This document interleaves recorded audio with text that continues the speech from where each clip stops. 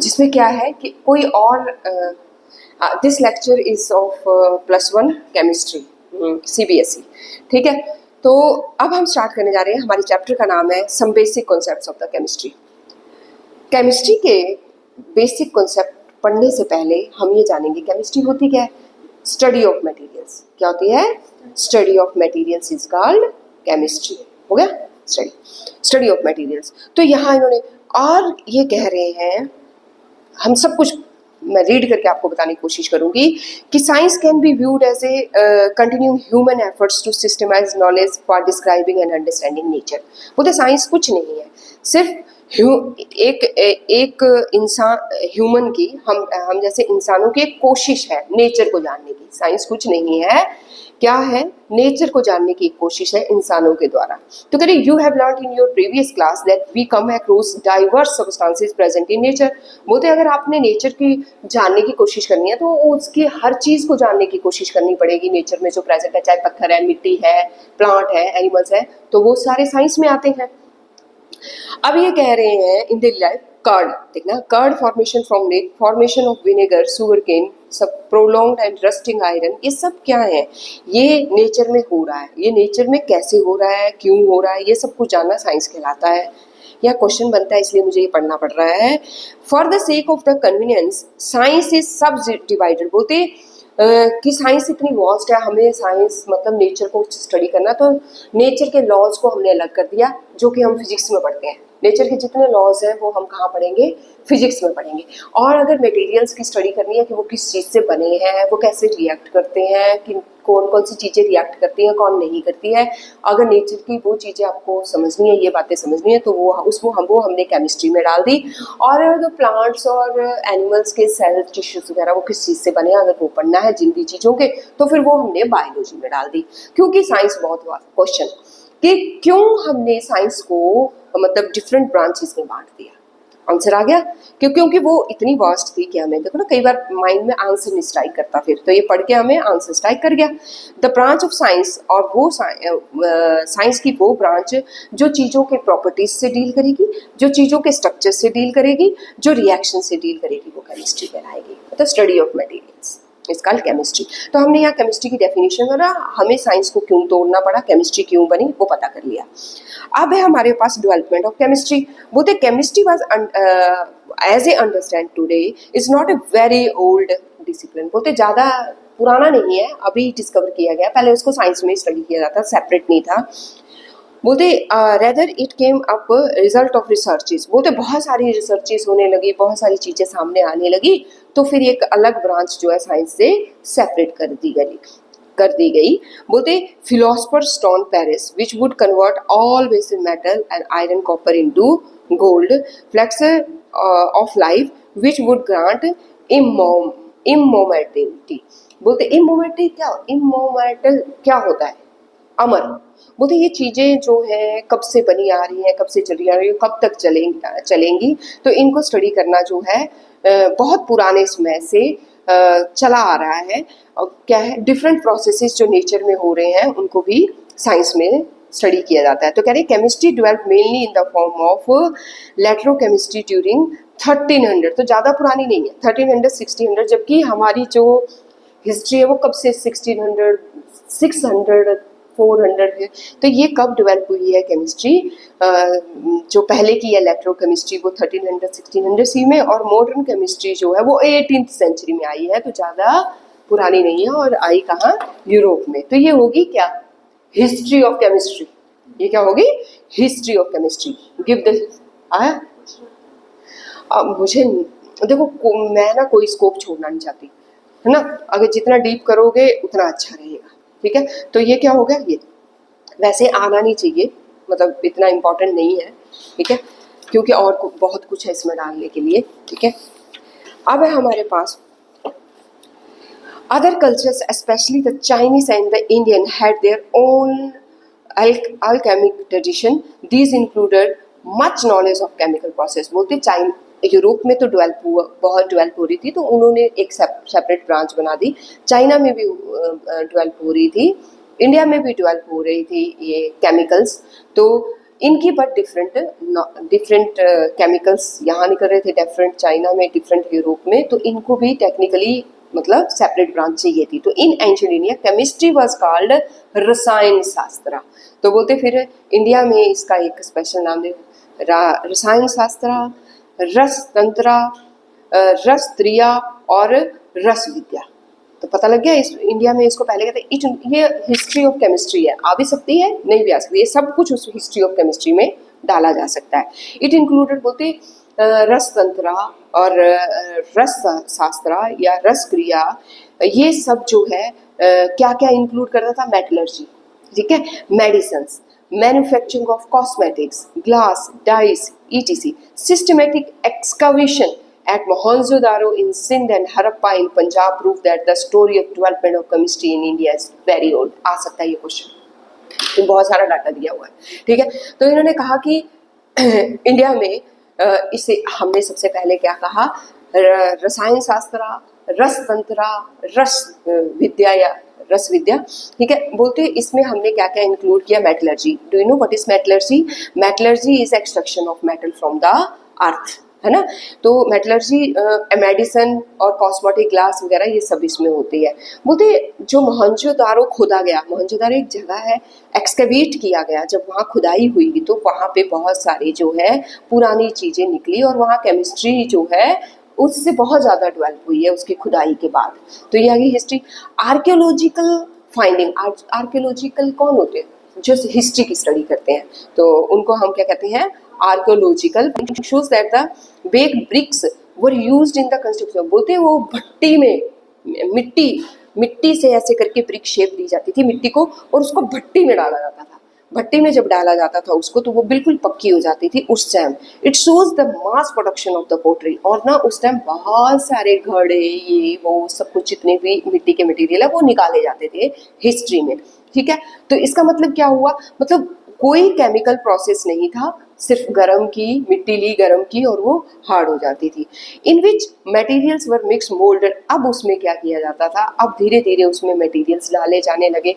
शुरू में जो पोट्री थी उसमें कोई केमिकल नहीं था, धीरे धीरे उसमें केमिकल मिक्स होने लगे, ठीक है, टू अचीव डिजायरेबल क्वालिटी। तो कैसे कैसे हिस्ट्री से केमिस्ट्री डेवलप हुई है। हाँ, बोलते पहले पोट्री के सब्सटेंसेस ज़्यादा तो उसमें कोई केमिकल नहीं है, केमिकल इसलिए ऐड ऑन होने लगे ताकि उसकी क्वालिटी बढ़ाई जा सके चीज़ों की।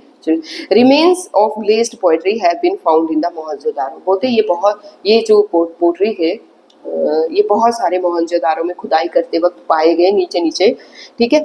Gypsum cement has been used in the construction work. It contains lime, sand, traces of CaCO3। बोलते देखो कितने केमिकल्स मिलने लगे, जिप्सम मिल गया, ठीक है, कंस्ट्रक्शन मोहनजोदारो से एक्सकवेशन के दौरान CaCO3 मिल गया, ग्लास मिलने लगे, ऑर्नामेंट्स मिलने लगे, दे मेल्टेड, जब उनको मेल्ट किया गया सच उसमें से बड़े सारे, इसका मतलब वो मिक्स करके भी बनाते थे। सिल्वर निकला जब उन ऑर्नामेंट्स को मेल्ट किया गया तो वो लेड के निकले, कई सिल्वर के निकले, गोल्ड के निकले, कॉपर के निकले। दे improve the hardness of the copper for making art crafts. मतलब उन्हें उस टाइम ये भी पता था कि कॉपर वैसे फ्लेक्सिबल होता है, उसको हार्ड कैसे करना है, वो भी उन्होंने आर्सेनिक डालते थे उस टाइम उसमें। In number of glass objects were found in the, आज के साउथ इंडिया में बहुत सारे ऑब्जेक्ट्स पाए जाते थे। Glass glazes were coloured by addition of the, और बोलते ग्लास भी कलर किए जाते थे उस टाइम, उसमें कलरिंग एजेंट भी डाले जाते थे। तो ये है हमारी हिस्ट्री। ये एक मिनट में केमिस्ट्री नहीं निकली है, कुछ सालों में नहीं निकली है, इसको सदियां लग गई है इसको निकलते निकलते, और कैसे कैसे निकली ये पूरी हिस्ट्री क्वेश्चन बनता है और ये आ सकता है। Is it okay? इसके बाद है copper metallurgy in India dates back to the beginning of the Chalcolithic culture in the subcontinent। बोलते हैं अगर आप कॉपर की बात करें, कॉपर कैसे कैसे, कॉपर मेटलर्जी मतलब कॉपर धरती से कैसे निकाला गया, वो किसके साथ जुड़ा हुआ था। मेटलर्जी चैप्टर ही नहीं पढ़ा ना 10th में, नहीं तो आपको सारा पता होता। ये सब कुछ चैप्टर था मेटलर्जी का, एक काट दिया उन्होंने 10th में। मेटलर्जी था, अच्छा।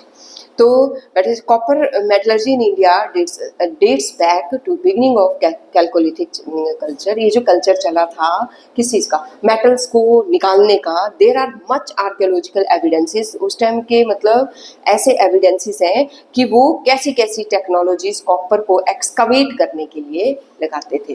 बोलते according to Rigveda tanning of leather and dyeing of cotton were practice during, ये मतलब लेदर को टैन करना, कॉटन को कलर करना, ये सब कुछ मतलब 1000 से 400 BC में ही मतलब पता था हम लोगों को।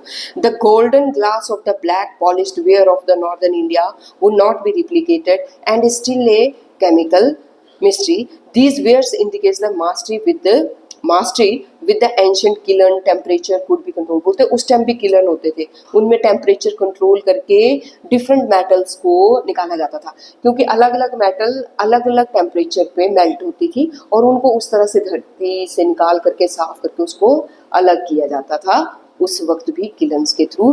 कौटिल्य जिस टाइम था उस टाइम जो है सॉल्ट की प्रोडक्शन भी सी से होने लग पड़ी थी। तो सॉल्ट हमारे लिए केमिस्ट्री में सॉल्ट सबसे ज़्यादा फायदेमंद है। सॉल्ट का इस्तेमाल केमिस्ट्री में हर तीसरे चौथे रिएक्शन में होता है। तो सॉल्ट भी कौटिल्य के टाइम में इंट्रोड्यूस हो चुका था। तो ये सॉल्ट की केमिस्ट्री, मेटलर्जी की केमिस्ट्री, ठीक है। A vast number of statements and material described in the ancient, बोलते बहुत सारे जो है मटेरियल कैसे कैसे डिस्कवर हुए, क्या किस किस चीज़ से बने थे, ये वैदिक उसमें भी मेंशन्ड है।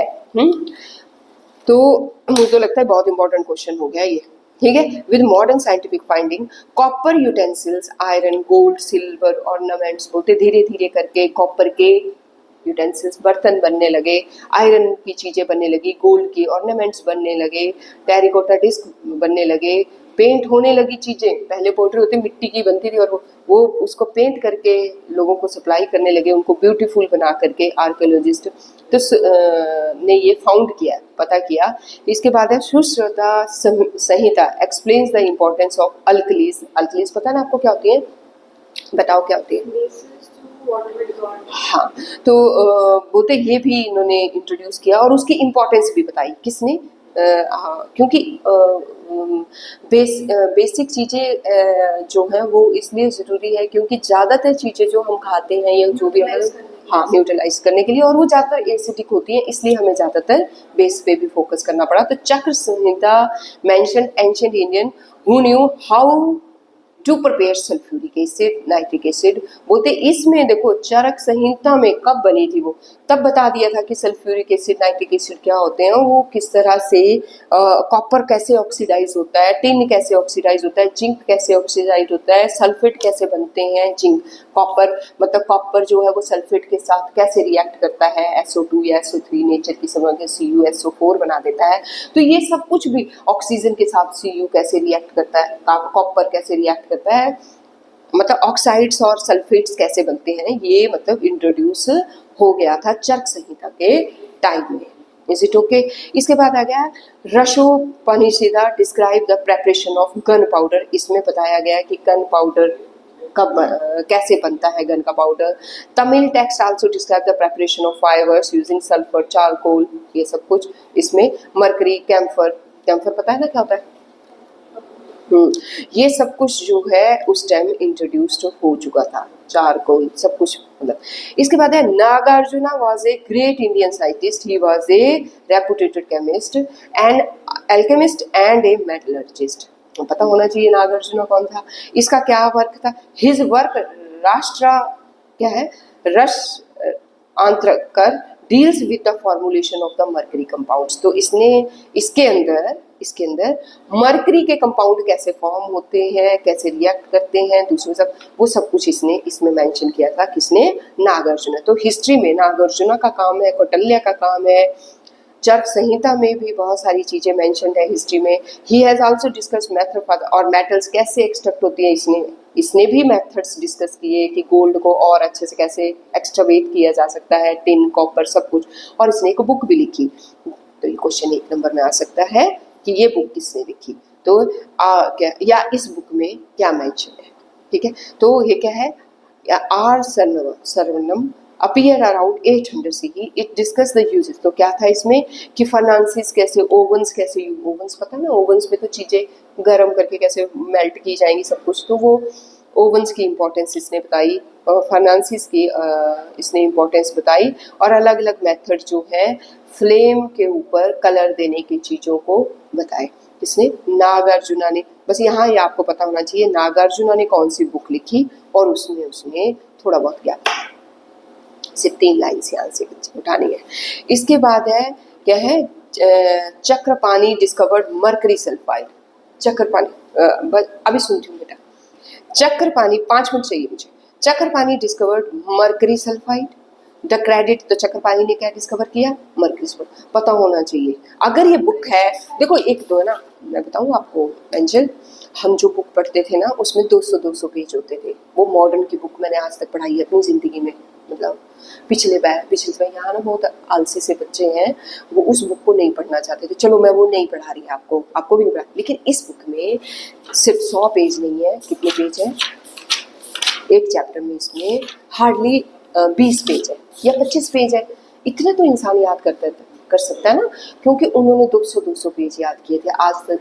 मतलब जो बच्चे मैंने पढ़ाए, जो फर्स्ट बैच था उसमें +1 के मेरे पास 5 बच्चे थे और +2 के मेरे पास 13 बच्चे थे, जब मैं 20 की भी नहीं थी, 19 ईयर की थी, 19 की BSc के बाद उस टाइम।